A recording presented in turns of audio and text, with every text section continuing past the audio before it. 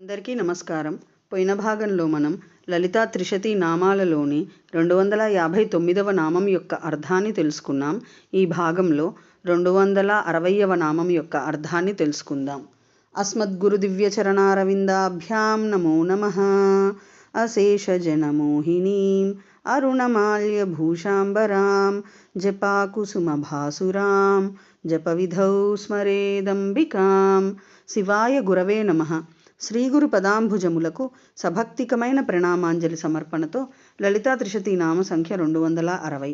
ఓం కాంక్షితార్థాయై నమః. ఓం కాంక్షితార్థద. ఇది 5 అక్షరముల నామము.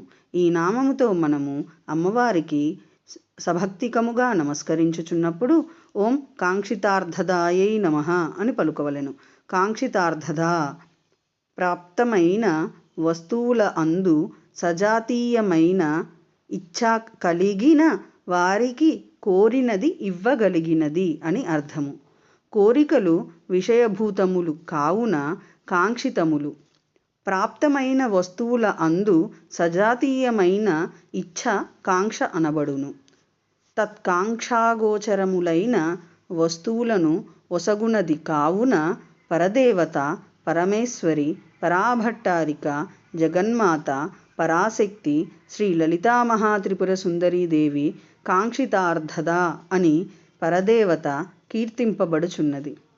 ఉపాస్య దేవత ప్రసన్నురాలు కావలయుననడి ఇచ్ఛతో చిరకాలము ఉపాసింపబడినదై ధర్మ, అర్థ, కామ, మోక్ష రూపమైన పురుషార్థములను అర్థించని వానికి సైతము స్వయముగా ఇచ్చునదని భావము. అనగా పరమేశ్వరార్పణ బుద్ధితో నిష్కామమైన ఉపాసించు వారలకు గూఢాచతుర్విధముల పురుషార్థములను పరదేవత అనుగ్రహించునని తాత్పర్యము. కావున మహామహేశ్వరి, పరాభట్టారిక, జగన్మాత, పరాశక్తి శ్రీ లలితామహాత్రిపుర సుందరీదేవి కాంక్షితార్థద అని భక్తుల చేత సంకీర్తింపబడి ధ్యాతవ్యమగుచున్నది. లయకారిణి, లబ్ధరూప, లబ్ధార్థి, లబ్ధవాంఛిత, లబ్ధపాప మనోదూర, లబ్ధాహంకార దుర్గమా. ఓం ఐం హ్రీం శ్రీం కాంక్షితార్థదాయై నమః. శివశక్తి రూపాయ నమః శివాయ. ఓం ఐం హ్రీం శ్రీం శ్రీమాత్రే నమః. సర్వం శ్రీ సద్గురు దివ్యచరణారవిందార్పణమస్తు.